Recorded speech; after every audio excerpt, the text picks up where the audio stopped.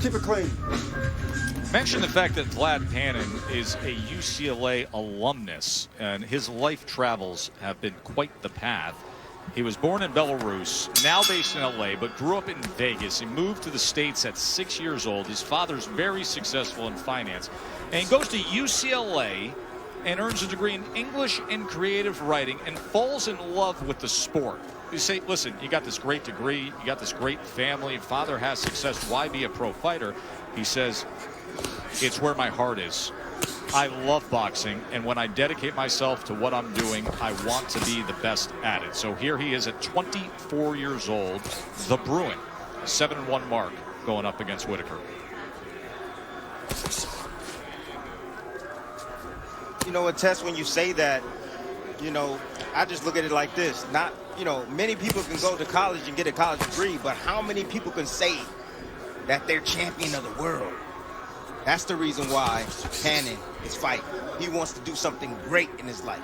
And that is why the two of you get to live the rest of your lives with that moniker, that introduction, that hello of always being called champ. It is something rare. It is something special. Benjamin Whittaker is a 36-year-old from San Antonio. His second fight he's had in Vegas. He played some JUCO college basketball, had a little bit of legal trouble when he was in his young 20s, turned to boxing, dedicated himself to a better life. 25 amateur fights before he turned pro. Didn't turn pro until he was 28 years old.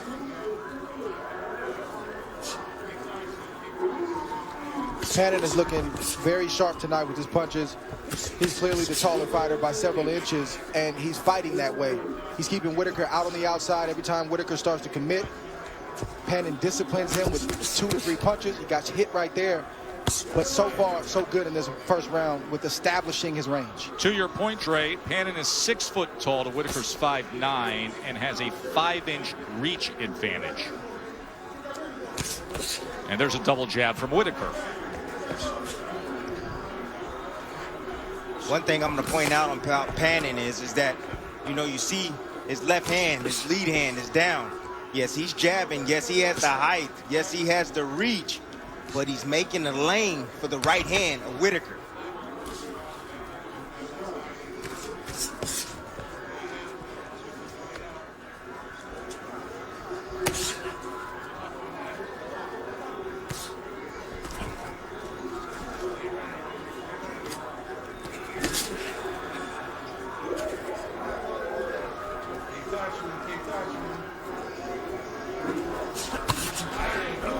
And missing with the right. And Whittaker trying to fill that hole with a right of his own.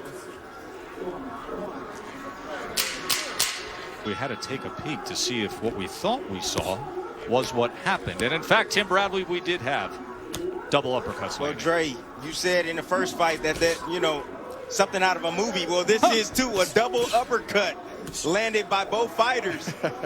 Wow, I've never seen this before in boxing. Good shot by both men. Double uppercuts, Whittaker and Panin. Whittaker described himself to us as a fighter who can box on the outside, but also a guy that can mix it up and attack. If he's going to have success tonight against Panin, he needs to be the latter. He needs to be the guy that boxes in spots, but he's constantly attacking Panin as often as he can, because that's where he's going to have the most success tonight.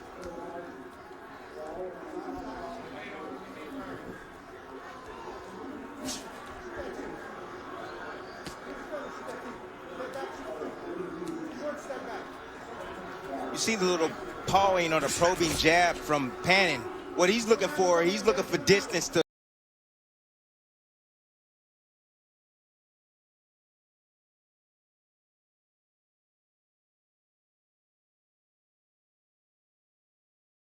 locate that right hand he has. He's sitting on that back foot, you see, and you saw what Whittaker just did. He just ducked underneath it, but that's what Panin is looking for, the jab and then the right hand.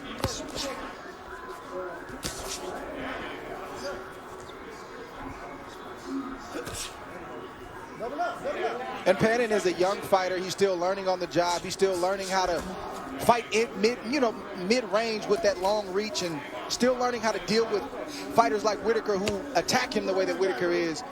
And this is a good opportunity for him to learn on the job And Whittaker, once again, he can't take the bait to get lulled into that type of fight. He has to continue to attack Panin as often as he can.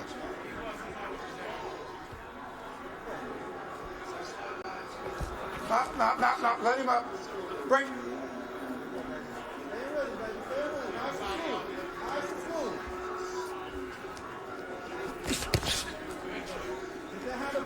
Right now, Whittaker's looking to stay on the outside and be the counterpuncher. And just like what Dre said, you know, eventually he should step inside and test the kitchen of Panin. That means get in the inside, work his body, bag him up. He's the taller man. That's another way of beating a taller fighter. And I think that's when once he figures that out, I think that's where he's going to go. Mid-range or in close. Yeah, I can see just like that.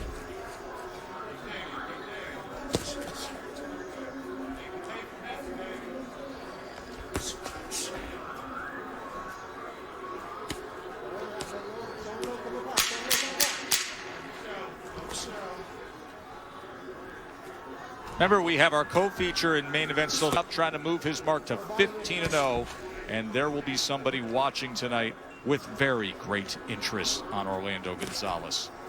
Round number 3 here with Panin, the 24-year-old, against Whittaker, the 36-year-old from San Antonio.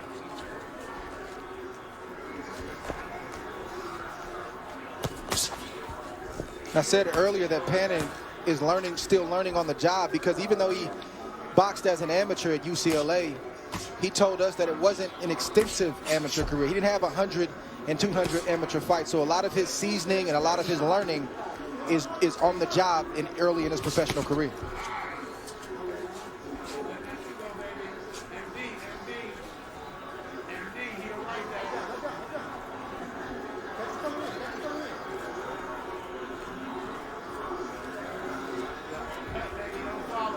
Kind of odd. Whittaker's not doing too much. He's not trying to get himself in the inside. He's okay with sitting on the outside against Panin. I'm trying to figure out what's his game plan at this moment.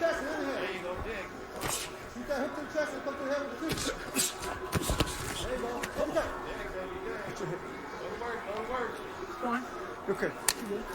That's Whittaker's game plan, Tim, is to take the young fighter on a walk around the block, assess what's going on, and then sneak attack in hopes that he lands a big shot or accumulates enough points to win a decision.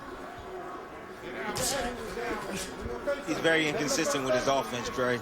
You're not going to win a fight. That's who he is. Being on the outside, Dre, you're not going to win a fight that way. He needs to get aggressive, especially against this taller fighter.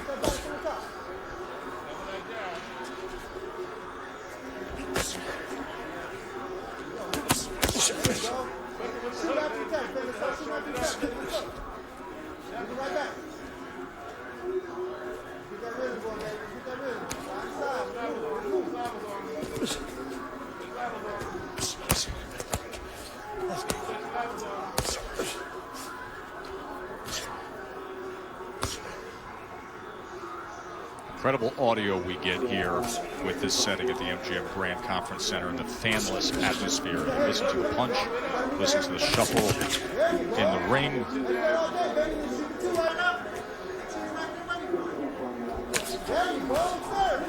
You know what I see? I see that Panin can get caught in the exchanges because he keeps his head right down the middle.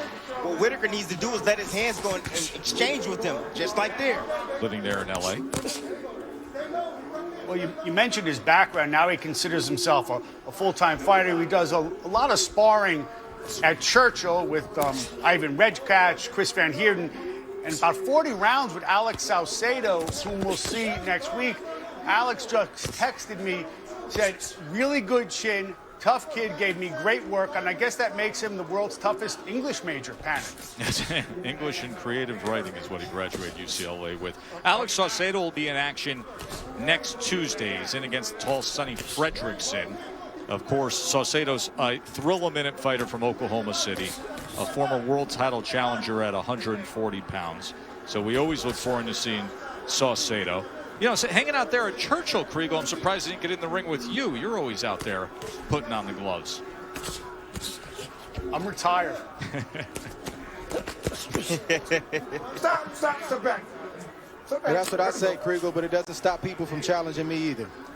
Well, Dre, the thing is Mark truly is retired. When unretiring comes up with your name, it usually comes with 8 figures. Yeah, that's true.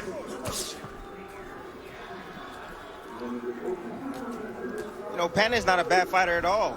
And Dre, you alluded to the fact that, you know, he didn't have a lot of amateur experience and background. You can tell that he knows, you know, a little bit how to fight. You know, he reminds me of a car with all the new bells and whistles, but he don't understand how to use them yet. You know, he's still trying to figure out the know-how, but you can tell that he's been hanging around some elite fighters just by the way he throws his punches and his style.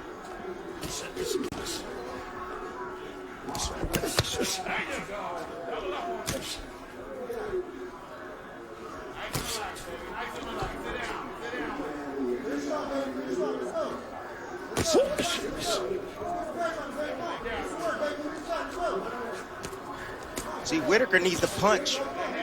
As soon as he punches, he needs to punch with him. Because Panin is open, right down the middle.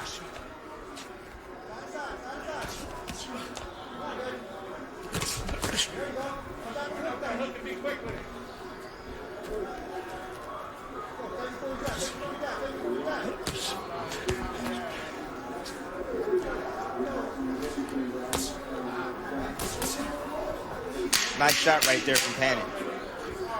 Nice right hand. Wheel back return of Robesi Ramirez, the 2-time Olympic gold medalist. Now, you had mentioned when we started this summer series, Dre, that you wanted to see what fighters would take advantage of unique opportunities.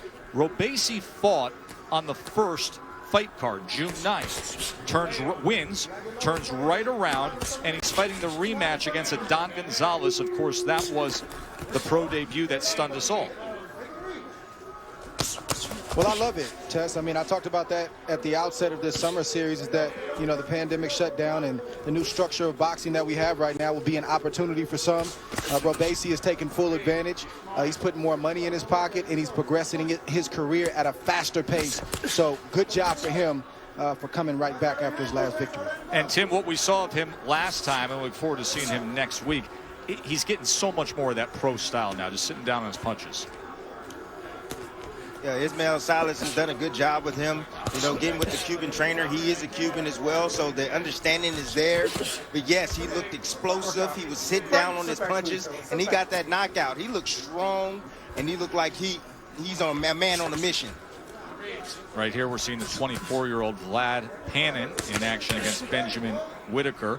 Next week, we'll see, speaking of 24-year-olds, Javier Martinez also fights next week, makes his pro debut. This was a fighter that has won multiple national championships and signed a big contract with Top Rank. And we thought was going to be on a collision course for the U.S. Olympic team, but the decision to turn pro. And we will see Martinez on Tuesday on that card that also features Alex Saucedo and Sonny Fredrickson on top. When you're facing a veteran like Whittaker, who's unorthodox, doesn't really have a style like Tim said earlier, and he tends to leap in with wide punches and just punches that if he hits you right, he can hurt you. The jab is the main key.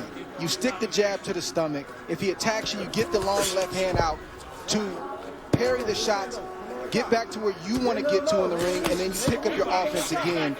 Panin is only giving Whittaker play when he attacks him because his left hand is down, he doesn't use his reach, and he pulls straight back. He's got to tighten that up as he progresses. To make this a lot easier if he picked up his left hand, and I don't mean just parry with it, but use it with some authority. You know, Dre, I've always fought shorter men. I fought you in the amateurs as well. And I can tell you, one area being a shorter man, you need to pay attention to is the body of your opponent. You know, instead of trying to shoot the jab to the head, shoot it down to the gut, just like that. You know, you want to. And Panin.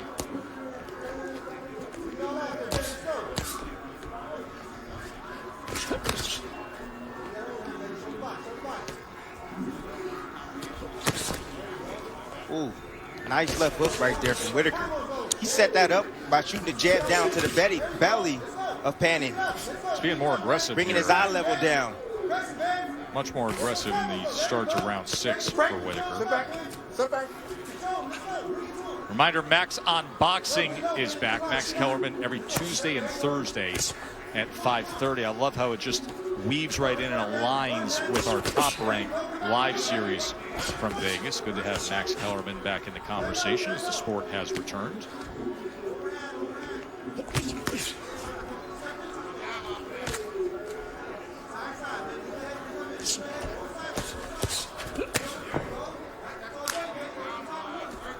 Let's visit with Bernardo. What are they saying ringside? Ramon Espada, who trains Vlad Panin, said, look, this fight is too close for my liking. You see, he tends to fall asleep. He needs to throw more combinations and not just stand there. He needs to make him pay when he comes in. Stop. Let him up. Let him up. Yeah, this round it all changed for Whittaker when he started going down to the body of Panin. Shooting the jab down to the body changes levels on him. And then surprising him over the top. Work out. And he's also letting his hands go, finally. Stop. Yeah, I agree with that, Tim. I just think Whittaker's taking a few more chances right now. He knows it's the last round. He could have had more success by taking more chances, you know, throughout the course of the fight. But for whatever reason, he didn't. Every time he threw a right hand, be it a straight right or an overhand right, he landed and had success because Panin didn't make the adjustment. But And it I know may it be too can little, be, too late. it can be sort of reductive analysis of just oversimplifying things, but you say, here he is in the 6th round being more the aggressive, could have done this earlier. But isn't that typical of a 36-year-old measuring things who knows it's the final round and can see the light at the end of the tunnel? Stop. Yeah, that's possible, Joe, but I don't think this is a conditioning issue. I just think he wasn't sure of himself because I haven't seen Whittaker fade. I haven't seen him breathing deeply. I don't think it's a pace himself type of issue. I just think it's a confidence thing. He knows it's the last round, so he feels more confident to take these risks.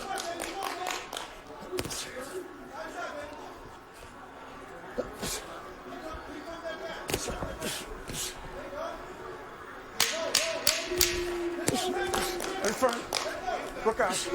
And if you're Panin, Team Panin, the homework for him is to go back to the gym and make that left hand great. Time.